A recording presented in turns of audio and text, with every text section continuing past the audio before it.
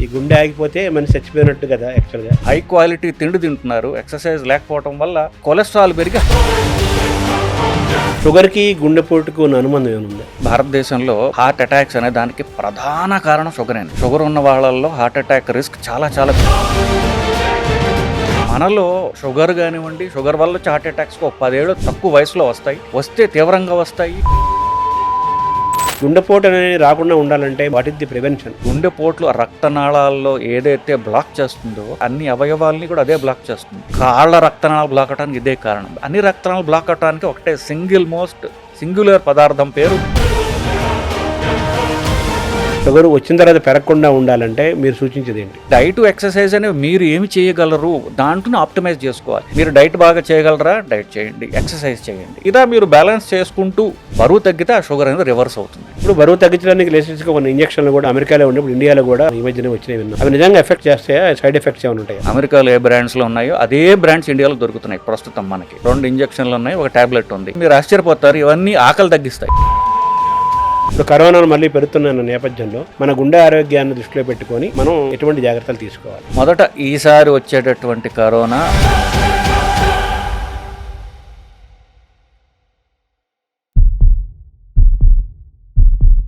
నమస్కారం. మనతో పాటు డాక్టర్ మువ్వా శ్రీనివాస్ గారు ఉన్నారు. వారు ప్రఖ్యాత ప్రముఖ కార్డియాలజిస్టు. అయితే గుండెకు సంబంధించిన ఆరోగ్య జాగ్రత్తలు చెప్పడమే కాకుండా, అవగాహన కల్పించడమే కాకుండా, అనేక వ్యాధుల పట్ల కూడా ప్రజల్లో అవగాహన కలిగిస్తూ నిత్యము ప్రజల్లో ఓ చైతన్యాన్ని తీసుకొచ్చి ఆరోగ్యంగా ఉండటానికి, ఆరోగ్యం అంటే మానసిక ఆరోగ్యము, శారీరక ఆరోగ్యం పెంచడం కోసం వారంతా కృషి చేస్తున్నారు. ఈరోజు మన డాక్టర్ గారిని అడిగి ముందు గుండెకు సంబంధించిన ఆరోగ్యాన్ని గురించి తెలుసుకునే ప్రయత్నం చేద్దాం. నమస్కారం డాక్టర్ గారు. నమస్కారం శర్మ గారు. ఈ గుండె ఆగిపోతే మనిషి చచ్చిపోయినట్టు కదా యాక్చువల్గా అవునండి. డెఫినేషన్. గుండె పోటు అనేది చిన్నవాళ్ళకే వస్తుంది, యువకులకు కూడా వస్తుంది. దానికి ఏంటి కారణము? ఈ టెండెన్సీని ఎలా చూడాలి? దీని నుంచి మనం ఎలా ప్రివెన్షన్ ఏమైనా ఉందా? గుండె హార్ట్ అటాక్స్ అనేవి తక్కువ వయసులో రావడం అనేది పూర్తిగా నిజం కాదండి. అది అంటే అంతకుముందు వచ్చేవి, ఇప్పుడు కాస్త ఎక్కువగా తెలుస్తుంది జనాలకి. ఫోనుల్లోనే వీడియోలు రావడం వల్ల రికార్డ్ ఎక్కువ అవుతుంది. బేసికలీ నిజం చెప్పాలంటే అంతకుముందు కంటే ఇప్పుడు ప్రధానంగా స్మోకింగ్ అనేది చాలా తగ్గిపోయింది. కొంత పైన తరం వాళ్ళు స్మోకింగ్ ఎక్కువ చేసేవాళ్ళు. ఇప్పుడు దానివల్ల గవర్నమెంట్ చెప్పడం వల్ల కానివ్వండి, స్మోకింగ్ చాలా వరకు తగ్గిపోయింది. పెరిగిందల్లా షుగర్ పెరిగింది. ఎందువల్ల? అఫ్ కోర్స్ అంటే అంతకుముందు కూడా తక్కువే అనుకొని, ఇప్పుడు ఎక్సర్సైజ్ అనేది పూర్తిగా పోయింది. తిండిలో క్వాలిటీ పెరిగింది. సో హై క్వాలిటీ తిండి తింటున్నారు, ఎక్సర్సైజ్ లేకపోవడం వల్ల కొలెస్ట్రాల్ పెరిగి హార్ట్ అటాక్స్ పెరుగుతున్నాయి.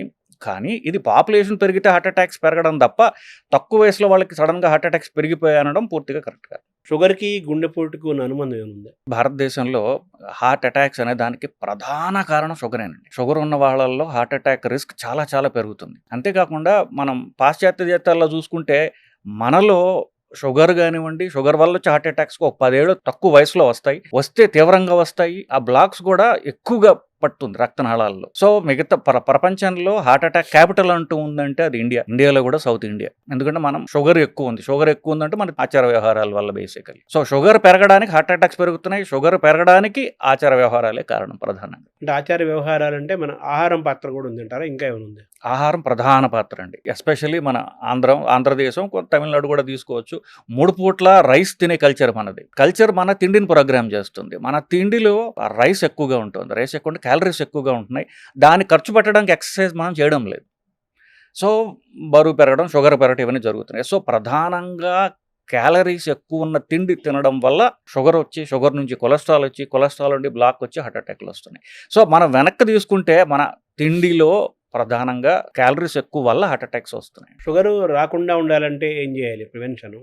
షుగర్ పెరగకుండా ఉండాలంటే ఏం చేయాలి వచ్చిన తర్వాత? షుగర్ ఇప్పుడు మనం దాన్ని వెనక్కి స్టెప్ బై స్టెప్ తీసుకొచ్చాం. చివరికి మన తిండిలో ఎక్కువగా ఉన్న క్యాలరీస్ అని అనుకుంటున్నామండి. సో మన తిండిలో క్యాలరీస్ అనేవి కార్బోహైడ్రేట్స్ అంటారు. వాటిల్లోంచి ప్రధానంగా క్యాలరీస్ వస్తాయి. మనం తినే తిండిలో క్యాలరీస్, కార్బోహైడ్రేట్స్ ఎక్కువ ఉన్న తిండిలు ఏంటంటే రైస్ ఒకటి, 2 చక్కెర అంటే చక్కెర, బెల్లము, స్వీట్స్ అన్ని దానిలోకి వస్తాయి. రైస్, చక్కెర. 3వది దుంపలు.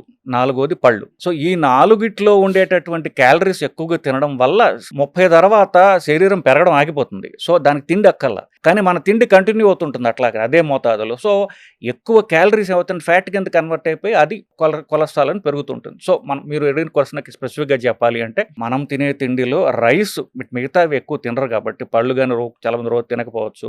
షుగర్ ఏదో కొంచెం తినొచ్చు. దుంపలు అప్పుడు పెద్దవాళ్ళు ఎక్కువ అప్పుడు తక్కువ తింటారు. సో రైస్ ప్రధానంగా తగ్గించుకుంటే తిండిలో క్యాలరీస్ తగ్గుతాయి. తిండిలో క్యాలరీస్ తగ్గితే షుగర్ తగ్గుతుంది. సో మన జెనెటిక్స్, మన డిఎన్ఏ, మన ఆహారపు అలవాట్లు ఒక్కొక్క ప్రాంతానికి ఒక్కొక్క శీతోష్ణ పరిస్థితులు కానీ జీన్స్ కానీ ఒక్కొక్క ప్రాంతానికి ఒక్కొక్క రకమైన ఆహారాన్ని డిజైన్ చేశారు కదా. సో మనకు కూడా అలా డిజైన్ అవ్వబడిన ఆహారం కదా ఇది. దీన్ని మనం ఇప్పుడు తప్పుగా మనం చూడాలా, ఎలా చెప్పాలి? కరెక్టే. ఇప్పుడు మీరు సాహిత్యాభిమానులు శ్రీనాథుడు చాటువులు చెప్పాడండి. చిన్న చిన్న రాళ్ళు, చిల్లర దేవుళ్ళు, నాగులేటి నీళ్లు, నాపరాళ్ళు, సజ్జ జొన్న కూళ్ళు, సర్పంబులను తేళ్లు, పలనాటి సీమ పల్లెటూళ్ళు. ఆయన చెప్పింది ఏమిటి? నా పల్నాడులో ఆ రోజులు తినేది సజ్జ జొన్న. సో అది శ్రీనాథుడు 400 ఏళ్ల క్రితం వాడే కదా. సో మన ప్రధానంగా అట్లీస్ట్ ఆయన చెప్పిన ప్రాంతం చూసుకున్నా కూడా సజ్జ జొన్న ఎక్కువ తినేవాళ్ళు. అఫ్కోర్స్ తెలంగాణలో ఇప్పటికీ కూడా రైస్ కంటే పల్లెటూళ్ళలో చూసుకుంటే జొన్నలు ఎక్కువ తింటుంటారు. ఫస్ట్ ఎక్కువ ప్రధానంగా ప్రజలు తినేది సజ్జలు, జొన్నలు ఇట్లాంటివి తినేవాళ్ళు. కొంచెం చదువుకున్న వాళ్ళు, అప్పర్ క్లాస్ వాళ్ళు రైస్ తినడంతో అది ఫ్యాషన్ అయిపోయింది. సో రైస్ తినడం కొంచెం ఫ్యాషన్ లాగా అయిపోయి రైస్ ఎక్కువగా పెరిగిపోతూ వచ్చింది. ప్లస్ మనకి మంది రెండు సార్లు తినే కల్చర్. ఈ బ్రిటిష్ వాళ్ళు వచ్చి బ్రేక్ఫాస్ట్ అనేది ఇంట్రడ్యూస్ చేశాడు. సో 3 సార్లు తినడం అదొక ఫ్యాషన్ అయిపోయింది. ఆ ఫ్యాషన్ లో రైస్ తినడం అంటే ఇప్పుడు ఇడ్లీలు కానివ్వండి ఇవన్నీ కూడా రైస్ ప్రధానంగా చేసేవి రిలేటెడ్. సో 2 సార్లు తినే జొన్నలు పోయి 2 సార్లు రైస్ వచ్చి అది 3 సార్లు రైస్ అయిపోయింది. సో ఈ కల్చర్ మనం డిజైన్ చేసుకుంది కాదు. మనం డిజైన్ చేసుకుంది మనం కల్చరల్ ఫ్యాషన్ బట్టి పోయి ట్రెడిషనల్ తిండి మారిపోయి గత 300-400 ఏళ్లుగా ఈ రైస్ ప్రధానమైనటువంటి తిండిగా రూపాంతరం చెందింది బేసికల్. దానివల్ల ఇప్పుడు ఈ అధిక బరువు, షుగరు పెరిగి హార్ట్ అటాక్లు పెరుగుతున్నాయి తప్ప మన ట్రెడిషనల్ తిండి మనం వదిలేసాం. అందువల్ల ఇది వస్తుంది అనేది నా అభిప్రాయం. మళ్ళీ గ్రీన్ రెవల్యూషన్ వచ్చిన తర్వాత ఈ మన ప్రాంతంలో రైసు, నార్త్ ప్రాంతంలో గోధుమలు, ఈ రెండు పెరిగినాయి గ్రీన్ రెవల్యూషన్లో భాగంగా. ఈ పెరిగిన తర్వాతనే షుగర్లు ఇవన్నీ పెరుగుతున్నాయి అని అంటున్నారు. సో మనదైన ఆహారం మళ్ళీ మనం తిరిగితే ఇప్పుడు మీరు చెప్పినట్టుగా సజ్జలు, జొన్నలు, రాగులు, ఆరికలు, కొర్రలు ఇటువంటి ఆహారం ఒకప్పుడు తినేవాళ్ళము కొన్ని వందల సంవత్సరాల క్రితము. 50 ఏళ్ల క్రితం కూడా చాలా ప్రాంతాల్లో, పల్నాడు ప్రాంతాల్లో, చాలా ప్రాంతాల్లో, రాయలసీమలో, తెలంగాణలో 40 ఏళ్ల క్రితం కూడా తిన్నారు. ఆ ఆహారం మళ్ళీ మనం ఆహారాన్ని కానీ దాంట్లోకి వెళితే మళ్ళీ మన ఆరోగ్యాన్ని తిరిగి తెచ్చుకోవచ్చని అనొచ్చా మీ మాటల ద్వారా? నిస్సంశయంగా అండి. ఎట్లా అనుమానం లేకుండా మన ట్రెడిషనల్ అంటే ఇప్పుడు కాదు, మనం మీరు చెప్పినట్టుగా మన ట్రెడిషనల్ తిండికి మనం పోగలిగితే మనకున్న జాడ్యాలన్నీ పోతాయనేది నా అభిప్రాయం అండి. ఇప్పుడున్న నేపథ్యంలో లైఫ్ స్టైల్ డిసీజెస్ అంటున్నారు. ఎగ్జాక్ట్. మనం ఏ డిసీజ్ టచ్ చేసినా దానంటే లైఫ్ స్టైల్కి లింక్ చేస్తున్నారు కదా. అవును. ఇప్పుడు ఈ మారిన క్రమంలో లైఫ్ స్టైల్ని మనం మార్చుకోవటం సాధ్యమా? ఇటువంటి వాతావరణంలో కూడా మన ఆరోగ్యాన్ని ఎలా కాపాడుకోవాలి? సో దానికి ఒకటే ఎగ్జాంపుల్ చెప్తానండి. ఇప్పుడు నేను చాలా బిజీ, నేను కార్పొరేట్లో పనిచేస్తుంటా, మేనేజర్ని లేదా నేను డాక్టర్ని కావచ్చు, ఎవరైనా సరే నేను ఎంత బిజీగా ఉన్నానంటే పొద్దున 6 నుంచి రాత్రి 11 బిజీగా ఉన్నా. అందువల్ల నాకు హార్ట్ అటాక్ వచ్చిందంటే నాకు అర్థం లేదు కదా. సో మీరు ఏం పని చేసినా చివరికి మీరు ఆరోగ్యం పాడు చేసుకున్నంతగా ఉంటే ఆ పని మీకు హానికరం. బిజీగా ఉండొద్దు నేను చెప్పట్లా, పని తగ్గించుకోవాలని కూడా నేను చెప్పట్లా. మీరు ఎంత బిజీగా మీ స్కెడ్యూల్ మీరు పెట్టుకుంటారో ఆ స్కెడ్యూల్లో 1 గంట మీరు ఎక్సర్సైజ్ పెట్టుకోకపోతే మీకు మీరు హాని చేసుకుంటున్నారు కదా. మీరు ఆరోగ్యంగా ఉంటే మీ పని ఇంకా బాగా చేయగలరు. సో మీకు పని చేయడానికి బాగా ఎఫిషియెంట్గా ఉండడానికి భాగంగా మీ బాడీని కాపాడుకోవడం కూడా మీ ఎఫిషియన్సీలో భాగం. అది పెద్ద పెద్ద పొజిషన్స్లో ఉన్న వాళ్ళకైతే వాళ్ళ ఆరోగ్యం ప్రజలకు ఉపయోగం కాబట్టి వాళ్ళ చుట్టూ ఉన్న టీము వాళ్ళకి సంవత్సరం పరీక్షలు చేయడం, వాళ్ళకి బలవంతంగా ఎక్సర్సైజులు చేస్తుంటారు. అలాగే if you want to be busy or if you think you are efficient, మీరు నేను ఎఫిషియంట్ అనుకుంటే దానిలో భాగంగా ఎక్సర్సైజ్ ఉండాలి. అంటే ఫిజికల్ ఫిట్ బాడీలో ఫిట్ మైండ్ ఉంటుంది కాబట్టి. సో నేను ఎంత బిజీగా ఉన్నాను, చాలా స్ట్రెస్ఫుల్ లైఫ్ కాబట్టి నేను ఎక్సర్సైజ్ చేయలేకపోతున్నాను అనడం అనేది మీరు ఎఫిషియంట్ కాదు అని చెప్తోంది అది. సో అంటే దెర్ ఈజ్ నో ఎక్స్క్యూజ్. మీరు పొద్దున బిజీగా ఉంటే మధ్యాహ్నం చేయండి, లంచ్ టైంలో చేయండి. లంచ్ టైంలో బిజీగా ఉంటే ఎక్సర్సైజ్ సాయంత్రం చేయండి. ఏదో ఒక టైంలో మీరు ఎక్సర్సైజ్ చేసి తీరాలి, లేదంటే మీరు అనారోగ్యం పాలవుతారని తథ్యం అండి. షుగర్లు రాకుండా ఉండాలంటే శాశ్వతంగా. షుగర్ వచ్చిన తర్వాత పెరగకుండా ఉండాలంటే మీరు సూచించేది ఏంటి? సింపుల్ లెక్క అండి బేసిక్‌గా. మనం తినే తిండిలో క్యాలరీస్ ఎక్కువ ఉంటున్నాయి. ఆ క్యాలరీస్‌ని ఖర్చు పెట్టలేకపోతున్నాం మనం. ఇప్పుడు డైట్ అంటాం. మనందరం ఇప్పుడు మాట్లాడింది రైస్ ఆపేయాలని చెప్తున్నాం. ఈ అలవాట్ల వల్ల ఇప్పుడు అన్నప్రాసన చేసేది అన్నం అంటున్నాం. అన్నప్రాసన ఒక సంవత్సరం వయసులో చేస్తారు. 40 ఏళ్ళకో, 50 ఏళ్ళకో నాలాంటి డాక్టర్ అవ్వచ్చు, అన్నం మానేయమంటే వాళ్ళకి కష్టం కావచ్చు. అందరూ ఆపలేకపోవచ్చు కూడా. సో, ఈ డైట్, ఎక్సర్సైజ్ అనేవి మీరు ఏమి చేయగలరు? దాంట్లోనే ఆప్టిమైజ్ చేసుకోవాలి. మీరు డైట్ బాగా చేయగలరా? డైట్ చేయండి. మీరు డైట్ చేయలేరనుకోండి, మీరు తగ్గించగలిగినంత మీరు తగ్గించుకోండి. ఎక్సర్సైజ్ చేయండి. సో, ఈ 2 బ్యాలెన్స్ చేసుకుంటూ మనం బరువు తగ్గాలి. సో, బరువు తగ్గడానికి మీరు డైటు చేయాలి, ఎక్సర్సైజు చేయాలి. వట్టి డైటే చేశారనుకోండి, ఒక గాలి తీసిన బెలూన్‌లాగా ఒక సిక్ లుక్ వస్తుందనమాట. ఏదో జబ్బు పడిపోయిన వాడి లుక్ వస్తుంది. అది కాకుండా ఎక్సర్సైజ్ చేసినట్లయితే ఆ ఫ్యాట్ లాస్ ఏదైతే ఉందో అది హెల్తీగా ఉంటాడు వాడు. సో, ఎక్సర్సైజ్ చేసిన బాడీ హెల్తీగా అందంగా కనిపిస్తుంది. ఉట్టి డైట్ చేసిన వాడికి జబ్బు వచ్చినా కూడా చూడండి అలా గాలి తీసిన బెలూన్‌లాగా అయిపోతాడు చూసారా అలా. సో, మీరు ఈ డైట్‌ని చేసుకుంటూ, మీరు డైట్ చేయడం కష్టమైతే కనీసం ఎక్సర్సైజ్ చేసుకుంటూ, ఎక్సర్సైజ్ చేయడం కష్టమైతే డైట్ ఎక్కువ చేసుకుంటూ, ఇలా మీరు బ్యాలెన్స్ చేసుకుంటూ బరువు తగ్గితే ఆ షుగర్ అనేది రివర్స్ అవుతుందండి. ఇప్పుడు మన డయాబెటీస్ అనేటటువంటి జబ్బులో 95% రివర్సిబుల్ అండి. హుహు. 95% టైప్ 2 డయాబెటీస్ అంటారు. అంటే అది అధిక బరువు వల్ల వచ్చిందది. జెనెటిక్‌గా వచ్చింది కాదు.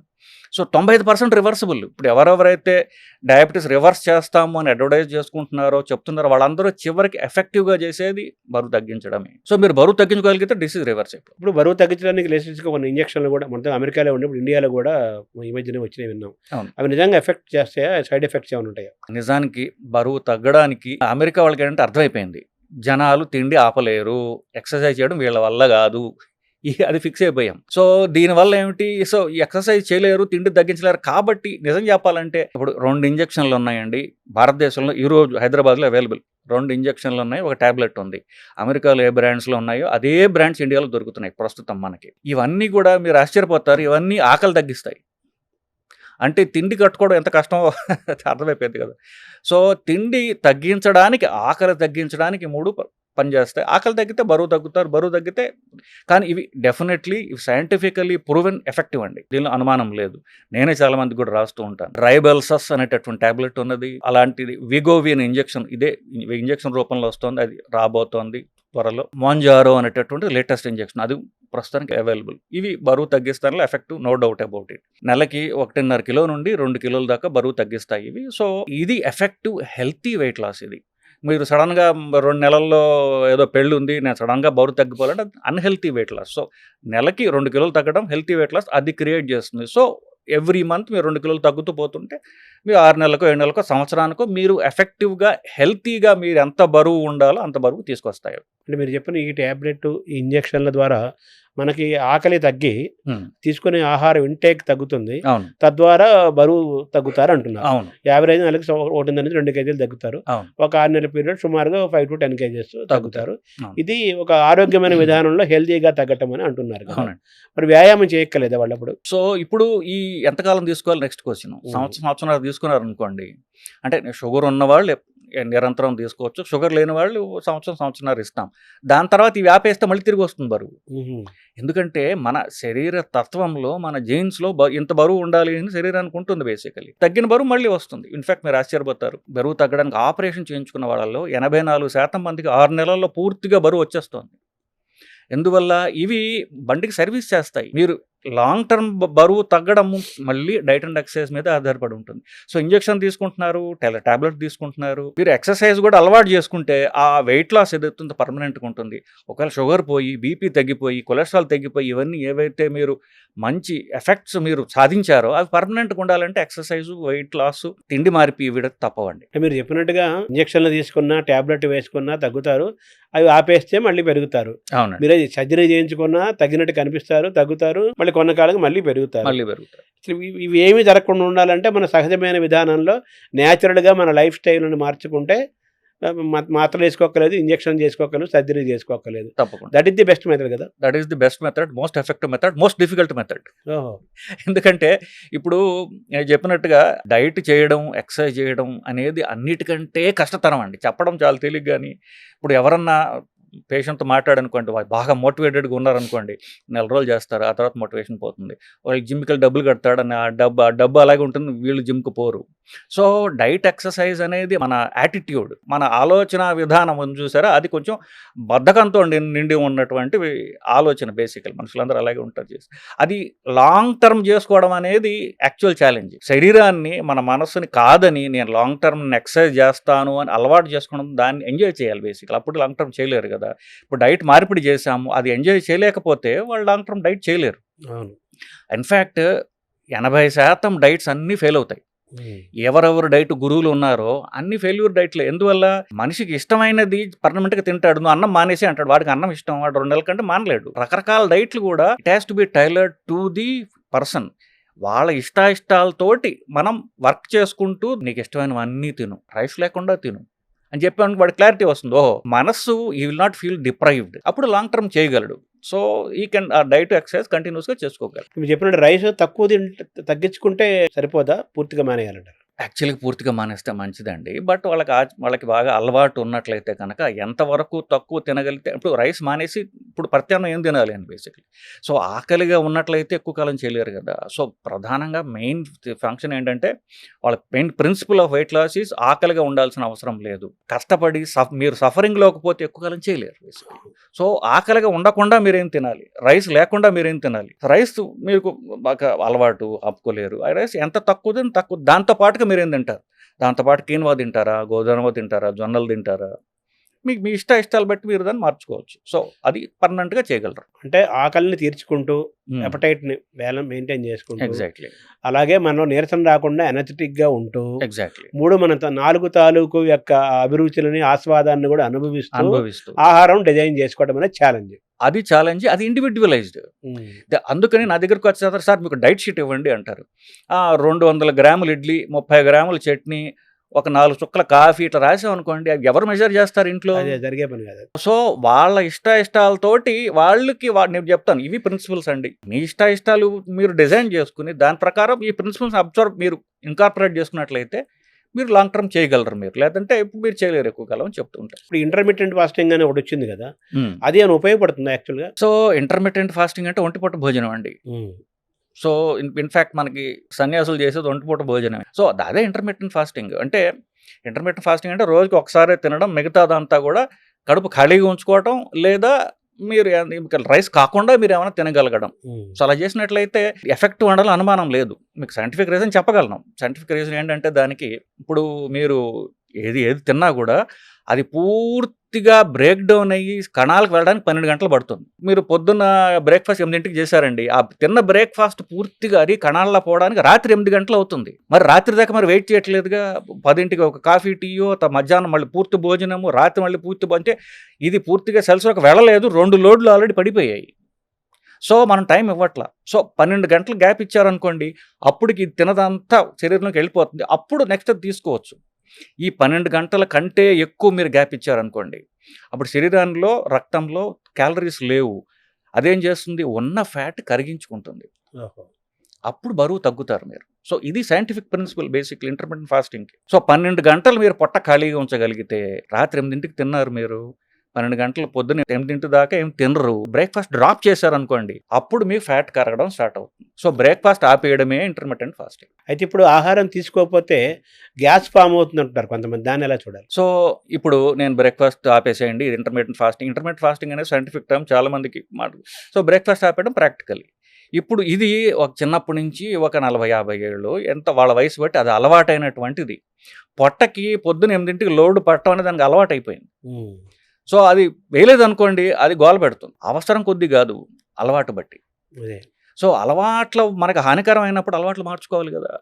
సో అది కొంతకాలం, నెలలో 2 నెలల్లో మీ అలవాట్లు బట్టి అది కొంచెం మొరాయిస్తుంది, కానీ దానికి మంచిది కాబట్టి మనం చేసి తీరాలి. సో గ్యాస్ పట్టడం, ఉబ్బరంగా ఉండడం, ఇట్లాంటివన్నీ కూడా మెల్లగా సర్దుకుంటాయి బేసిక్గా. మన శరీరానికి మనం ఏది అలవాటు చేస్తే మెల్లగా దానికి అలవాటే ఒక సులక్షణం ఉంది. సరే, చెడు చెప్పారు మీరు, మంచి కూడా ఉంది కదా.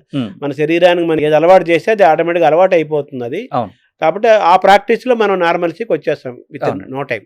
That's positive sign. సో ఇప్పుడు షుగర్ రాకుండా ఉండాలంటే మీరు సూచించే ఆహారం ఏమైనా ఉందా? సో షుగర్ రాకుండా ఉండాలంటే మీ బరువు చూసుకుంటూ ఉండండి. మీ బరువు అనేది మీ హైట్ బట్టి ఉంటుందండి. 30 వయసు దాకా జనరలీ కొంతవరకు ఏదో ఒక రూపంలో కాస్త శరీరం గ్రోత్ అంటూ జరుగుతూ ఉంటుంది.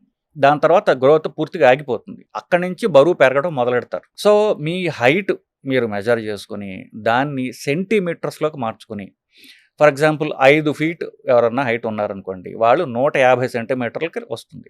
సో 150లో 100 తీసేయండి, 50 మిగిలింది. సో 5 ఫీట్ ఉన్నవాళ్ళు 50 కిలోలు ఉండాలి ఐడియల్గా. సో మీ హైట్, ఇది సింపుల్ లెక్క, కాంప్లెక్స్ లెక్కలు ఉన్నాయి, సింపుల్ జనరల్ అర్థం అవడానికి. మీ హైట్ బట్టి మీ వెయిట్ ఉంటుంది. మీ హైట్ని సెంటీమీటర్స్లో చూసుకుని దానిలో 100 తీసేస్తే మిగిలేది మీ ఐడియల్ వెయిట్. ఆ వెయిట్కి దరిదాపుగా అటు ఇటు మీరు మెయింటైన్ చేసుకుంటున్నా కూడా మీరు బరువు పెరగరు. అది మెయింటైన్ చేయగలిగితే షుగర్ రాదు. ఇప్పుడు అది ఏజ్ని బట్టి కూడా మారదా ఆ వెయిట్? అన్ని ఏజ్లకి 100 తగ్గించడమేనా? సో ఏజ్ ఇప్పుడు 30 ఏళ్ల వాడికి రూపంలో 60 ఏళ్ల వాడికి రూపంలో తేడా ఏంటంటే 30 ఏళ్ళ వాడు సన్నగా ఉంటాడు, 60 ఏళ్ళ వాడు లావుగా ఉంటాడు. ఎందువల్లంటే 30 ఏళ్ల తర్వాత మెటబాలిజం స్టార్ట్స్ ఫెయిలింగ్. మెటబాలిజం తగ్గిపోతూ ఉంటుంది. సంవత్సరానికి 1% వాళ్ళ లంగ్ కెపాసిటీ, వాళ్ళ మజిల్ కెపాసిటీ తగ్గిపోతూ ఉంటుంది. అది న్యాచురల్. ఇంకా అంటే నేచర్కి మనతో అవసరం లేదు. అంటే 60 ఏళ్ళకి మీరు చెప్పిన 30% తగ్గిపోతుందా? 30% తగ్గిపోతుంది. అంటే సంవత్సరం పర్సెంట్ అంటే 1% తగ్గిపోతూ వాడు 90 ఏళ్ళు జీవిస్తే 60% తగ్గిపోతుంది. అందుకనే ఎల్డర్లీ వాళ్ళకు వీక్గా ఎందుకుంటారు? ఇప్పుడు 30 ఏళ్ల వాడి కంటే 60 ఏళ్ల వాడు బలం తక్కువ ఎందుకుంటాడు, లావు ఎందుకు ఎక్కువగా ఉంటాడు? అన్నిటికీ ఒకటే ఆన్సరు, మీ మెటబాలిజం ఫెయిల్ అవుతోంది. ఫెయిల్ అవ్వకుండా చూసుకోవడానికి వ్యాయామం ఒకటే మార్గము. ఫెయిల్ అవ్వాలని లేదు, ఫెయిల్ న్యాచురల్గా అవ్వచ్చు. మీరు మజిల్ కండ బలం మజిల్ స్ట్రెంగ్త్ మీరు మెయింటైన్ చేసుకుంటే మీ మెటబాలిజం అనేది 30 ఏళ్లకు ఉన్న మెటబాలిజం 60 ఏళ్ళకి మీరు మెయింటైన్ చేయగలరు. అదే 90 ఏళ్ళు కూడా మెయింటైన్ చేయగలరు, if provided you maintain muscle strength. Muscle strength పెంచుకోవాలంటే ఎక్సర్సైజ్ ఒకటే భాగమా? ఎక్సర్సైజ్ మాత్రమే పనికొస్తుంది. మనిషి యొక్క బరువు ద్వారా కొలెస్ట్రాల్, షుగర్ ఇవన్నీ లింక్ ఉండిపోట్లు చెప్పారు కదా. సన్నగా ఉంటారు, మామూలు ఐడియల్ వెయిట్ అనిపిస్తారు, చాలా లీన్గా ఉంటారు, మామూలుగా ఉంటారు. షుగర్ పేషెంట్లు, హార్ట్ పేషెంట్లు అలాంటి వాళ్ళు కూడా చాలా ఎక్కువ మంది ఉన్నారు కదా, దాన్ని ఎలా చూడాలి? మన భారతదేశంలో ఒక రకమైనటువంటి స్పెషల్ పాపులేషన్ ఉన్నారండి. వాళ్ళని ఏమంటే లీన్ డయాబెటిక్స్ అంటారు. ఇప్పుడు నేను ఇందాక చెప్పాను, షుగర్ వ్యాధిగ్రస్తుల్లో 95% మంది టైప్ 2 డయాబెటీస్ వాళ్ళు బరువు పెరగడం వల్ల వచ్చారు అని చెప్పేసి. ఇంకొక 5% ఉన్నారు చూసారా, వాళ్ళలో కొంత శాతం, 2% ఎవరంటే లీన్ డయాబెటిక్స్ అంటారు. ఇది భారతదేశంలో ఎక్కువ, ఎస్పెషల్ సౌత్ ఇండియాలో ఎక్కువ. అంటే సన్నగా ఉంటాడు వాడు, కానీ అవయవాల చుట్టూ ఫ్యాట్ ఎక్కువ ఉంటుంది, విజరల్ ఫ్యాట్. అంటే వాడు సన్నగా ఉంటాడు, పొట్ట మాత్రం ఎంత ఉంటుంది. అంటే ఏంటి, అవయవాల చుట్టూ ఫ్యాట్ ఎక్కువ ఉంది, దానివల్ల షుగర్ వస్తుంది వాళ్ళకి. సో వీళ్ళకి కూడా ఫ్యాట్ తగ్గడానికి చేసే ఎక్సర్సైజెస్ ఏవైతే ఉన్నాయో అవి చేసుకున్నట్లయితే పొట్ట చుట్టూ ఉండే ఫ్యాట్ కూడా పోతుంది. వాళ్ళు అంటే పొట్ట చుట్టూ ఉండే అవయవాల చుట్టూ ఉండే ఫ్యాట్, బొజ్జ, అది పోతుంది. పోతే షుగర్ రివర్స్ అవుతుంది. కడుపు చుట్టూ ఫ్యాట్ ఉండి పొట్ట ఎక్కువ ఉంటే సన్నగా, మిగతా ఆకృతి సన్నగా ఉంటుంది, పొట్ట దగ్గర ఎక్కువగా ఉంటుంది కాబట్టి అంటున్నారు.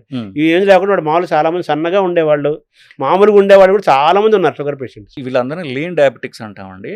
వీళ్ళలో లీన్గా ఉండి పొట్ట కూడా లేకుండా డయాబెటీస్ ఉందంటే అది స్ట్రాంగ్ జీన్స్ వల్ల ఉంటే అవకాశం ఉన్నది. ఇప్పుడు దీంట్లో 90% కామన్ కాబట్టి 90% గురించి మాట్లాడుతున్నాం. ఇంకొక 5% ఏంటంటే మనకి జీన్స్ స్ట్రాంగ్గా ఉంటాయి.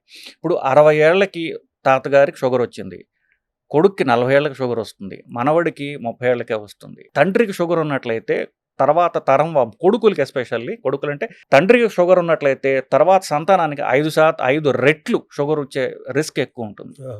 సో మీరు చెప్పింది చాలా సబ్ కేటగిరీ. వాళ్ళకి స్ట్రాంగ్ జెనెటిక్ టెండెన్సీ ఉన్నప్పుడు ఇలా వస్తుంది. కొలెస్ట్రాల్ పాత్ర కూడా అంతేనా? షుగర్ ఉంటే షుగర్ నుంచి కొలెస్ట్రాల్ వస్తూ ఉంటుంది. కానీ కొలెస్ట్రాల్ ఇండిపెండెంట్గా రావచ్చు, ఒట్టి కొలెస్ట్రాల్ రావచ్చు. కానీ షుగర్ వల్ల కామన్గా షుగర్ వల్ల కొలెస్ట్రాల్ పెరుగుతూ ఉంటుంది. గుండెపోట్లు అనేది మనం ప్రారంభంలో అనుకున్నాం. గుండెపోటు అనేది రాకుండా ఉండాలంటే మనం ఎటువంటి ఆహారం తీసుకోవాలి? ఇప్పుడు వాట్ ఇస్ ది ప్రివెన్షన్? గుండెపోటు ఎందుకు అంటున్నామంటే గుండెపోటు వల్ల ప్రాణాలు పోతాయని. బట్ అది గుండెపోట్లు రక్తనాళాల్లో ఏదైతే బ్లాక్ చేస్తుందో శరీరంలో అన్ని రక్తనాళాలని, అన్ని అవయవాల్ని కూడా అదే బ్లాక్ చేస్తుంది.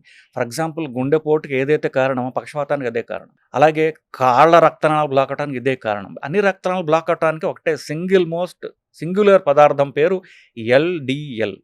మన రిపీట్ ప్రొఫైల్లో అది కనిపిస్తూ ఉంటుంది. ఇది ఎల్డిఎల్ అనే పదార్థం కొలెస్ట్రాల్ అన్నదానికి ఇది ప్రధాన కారణం. దీనివల్ల బ్లాక్ అవుతాయని లిపిడ్ హైపోథసిస్ అని 1978లో కనిపెట్టారండి. ఇది ఒక స్టడీ చేసి కనిపెట్టారు బేసికలీ. సో ఎల్డిఎల్ అనే పదార్థాన్ని పరీక్ష చేసుకుంటూ, ఇన్ఫ్యాక్ట్ అమెరికన్ హార్ట్ అసోసియేషన్ వాళ్ళు ఏమంటారంటే 18 ఏళ్ళు వయసు దాటిన వాళ్ళు ప్రతి సంవత్సరం, ఫుల్ పాపులేషన్ ప్రతి సంవత్సరం కొలెస్ట్రాల్ పరీక్ష చేసుకోండి, ఎల్డిఎల్ మానిటర్ చేసుకోండి. దాని బ్యాడ్ కొలెస్ట్రాల్ అంటున్నారు. అది బ్యాడ్ కొలెస్ట్రాల్ అంటున్నాం. అది మీరు ఒక గంట కనిపెడుతూ దాన్ని మీరు 120 కంటే తక్కువ మెయింటైన్ చేసుకుంటూ మీరు ఎక్సర్సైజ్ చేయండి, డైట్ చేయండి, మీరు ఏం కావాలంటే అది చేసుకోండి. అది చేసుకుని 120 కంటే దాటకుండా చూసుకుంటే మీకు హార్ట్ అటాక్ మీకు రాదు. సో బ్యాడ్ కొలెస్ట్రాల్ రాకుండా తగ్గించుకుంటూ పెరగకుండా చూసుకోవటం ముఖ్యమన్నారు. గుడ్ కొలెస్ట్రాల్ పెంచుకోవడం కూడా ఇంపార్టెంట్ కదా. గుడ్ కొలెస్ట్రాల్ పెరిగితే బ్యాడ్ కొలెస్ట్రాల్ అది చాలా వరకు బ్యాలెన్స్ చేస్తుందండి. ఆ గుడ్ కొలెస్ట్రాల్ పెరగటం ఎలా అనేది ప్రధాన అంశం. ఇప్పుడు గుడ్ కొలెస్ట్రాల్ పెరగడానికి ఎక్సర్సైజ్ చాలా ఉపయోగపడుతుంది. అంటే ఎస్పెషల్లీ లాంగ్ డిస్టెన్స్, అంటే ఎక్కువ దూరం నడవడం, ఎక్కువ దూరం సైకిల్ తొక్కడం, ఎండ్యూరెన్స్ స్పోర్ట్స్, వీటి వల్ల ఎల్డిఎల్ పెరుగుతుంది. కొన్ని రకాలైన ఫుడ్స్ తినడం ద్వారా గుడ్ కొలెస్ట్రాల్ పెరుగుతుంది.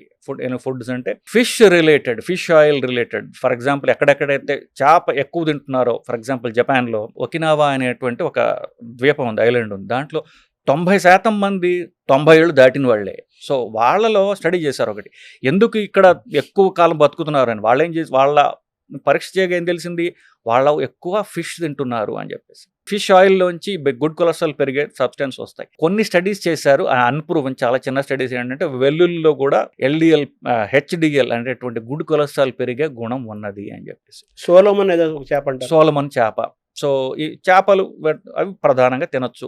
ఇప్పుడు వెజిటేరియన్స్ అంటే మేము చేపలలో తింటాం అనుకునే వాళ్ళకి ఫిష్ ఆయిల్ క్యాప్స్యూల్స్ అని దొరుకుతున్నాయి, అవి వాడచ్చు. ఫిష్ ఆయిల్ క్యాప్స్యూల్లో కూడా మాకు అభ్యంతరం ఉన్నది. దాంట్లోంచి తీసినటువంటి ఒమేగా 3 ఫ్యాటీ యాసిడ్ అనేటటువంటి ఫైనల్ పదార్థం ఉన్న క్యాప్సూల్ దొరుకుతాయి. అది మీరు రోజుకి ఒకటి వేసుకుంటే మీకు గుడ్ కొలెస్ట్రాల్ పెరుగుతుంది. సప్లిమెంట్ ఉంది మన దగ్గర. సప్లిమెంట్స్ ఉన్నాయి. తర్వాత నిద్రలో కొంతమంది గుండెపోట్లు వస్తుంటాయి, అలాగే బోర్లో పనుకుంటే ప్రమాదం అంటారు. ఇది కరెక్టేనా? ఇది బోర్లా పడుకోవడం వల్ల ఎటు ప్రమాదం లేదు నిజానికి. సో అది నిద్రలో హార్ట్ అటాక్స్ రావడం ఎంతవరకు, నిద్రలో హార్ట్ అటాక్స్ 2 ప్రధాన కారణాలండి. హార్ట్ అటాక్స్ అన్నీ కూడా ఎర్లీ ఇన్ ద మార్నింగ్ వస్తాయి. ఎందుకంటే ఇప్పుడు మనం ఏదైతే అనుకుంటున్నామో, మనకంటే శరీరము కొన్ని, ఈ ప్రకృతి అనేటటువంటిది మన చుట్టూ ఉన్న చూసారా, కొన్ని వందల లక్షల ఏళ్లుగా దాన్ని రిఫైన్ చేసుకుంటూ వచ్చింది. సో మన గుండె కొట్టట్లేదు కదా. సో శరీరానికి ఇంటెలిజెన్స్ ఏం చేస్తుందంటే, పొద్దున్న 6ంటికి వీళ్ళు నిద్ర లేపాలి కాబట్టి పొద్దున్న 3-4ంటికి బీపీ పెరగడం స్టార్ట్ అవుతుంది. ఆ బీపీ పెరగడంలో భాగంగా ఒక్కొక్కసారి హార్ట్ అటాక్ రిస్క్ వస్తుంది. ఎందుకు, బీపీ ఆల్రెడీ అధికంగా ఉన్న వాళ్ళకి, ఆల్రెడీ కొలెస్ట్రాల్ ఉన్న వాళ్ళకి ఆ బీపీ పెరగడంతో ఎర్లీ మార్నింగ్ అనేది సడన్గా హార్ట్ అటాక్స్ వస్తుంది. So heart attacks early morning రావడం అనేది, పక్షవాతాలు ఎర్లీ మార్నింగ్ రావడం అనేది ఇది చాలా కామన్. దానికి సైంటిఫిక్గా ఇవి ఉన్నాయి. ఇంకొకటి, కొన్ని జెనెటిక్ హార్ట్ జబ్బులు ఉంటాయి, అవి కూడా అర్ధరాత్రి వస్తాయి, ఎర్లీ మార్నింగ్. అవి అర్ధరాత్రి నిద్రలో వచ్చే హార్ట్ అటాక్స్ వచ్చి అవి జెనెటిక్గా వచ్చినటువంటి జబ్బులు అవి. కానీ ప్రధానంగా హార్ట్ అటాక్స్, పక్షవాత ఎర్లీ మార్నింగ్ రావడానికి కారణం early morning rise of BP basically. So already BP ఎక్కువ ఉందనుకోండి, ఇంకా పెరిగి హార్ట్ అటాక్ వస్తుంది. సో బీపీ కనుక మనం కంట్రోల్ చేసుకుంటూ ఉంటే, ఎస్పెషల్లీ నైట్ బీపీ తక్కువ ఉన్నట్లయితే ఎర్లీ మార్నింగ్ హార్ట్ అటాక్స్, పక్షవాతాలు మనం నివారించవచ్చు. అంటే కొలెస్ట్రాల్ కూడా నైట్ టైం ఎక్కువ వర్క్ చేస్తుంటుంది అంట, అది కరెక్ట్ అండి? కొంతవరకు కరెక్ట్ అండి. అది కొలెస్ట్రాల్ అనేది రాత్రిపూట తయారవుతుంది లివర్లో, కాబట్టి కొలెస్ట్రాల్ టాబ్లెట్ రాత్రి ఇస్తారు.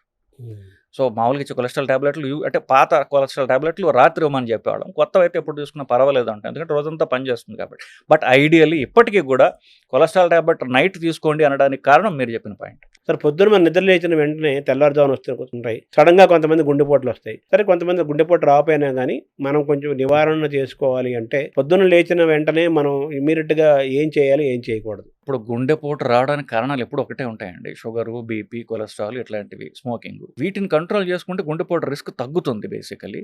కానీ మీరు చెప్పిన పాయింట్, మీరు స్పెసిఫిక్ క్వశ్చన్ అడిగారు కాబట్టి, ఇప్పుడు చాలా మంది ఏం చేస్తారంటే, వాళ్ళకి ఎర్లీ మార్నింగ్ టాయిలెట్ వస్తుంది, టాయిలెట్ వస్తే అదే నిద్రలో లేచి టాయిలెట్కి వెళ్తారు, అదే సగం నిద్రలోనే మూత్రం కానివ్వండి, మల విసర్జన చేస్తూ ఉంటారు బేసికలీ. ఇప్పుడు మూత్ర విసర్జన ఎస్పెషల్లీ చేసినప్పుడు ఫుల్ బ్లాడర్ ఉంటుంది నైట్, అది సడన్గా ప్రెషర్ తగ్గడం వల్ల బీపీ తగ్గుతుంది. సో బీపీ తగ్గి కళ్ళు తిరిగి పడిపోతుంటారు, కళ్ళు తిరిగి పడిపోయి కాంప్లికేషన్లు వస్తూ ఉంటాయి. బాత్రూంలో పడిపోయాడు, లో బీపీ రావడం వల్ల. సో చిన్న చిట్టగా ఏంటంటే, ఏ వయసు వాళ్ళైనా సరే, మీరు మంచం నుంచి లేచినప్పుడు వెంటనే ఫస్ట్ నుంచోకుండా ఒక్క అర నిమిషం మంచం మీద కూర్చోండి, మీరు బ్యాలెన్స్గా ఉన్నారా ఏమిటో చూసుకోండి, చూసుకుని నుంచుని మళ్ళీ చూడండి.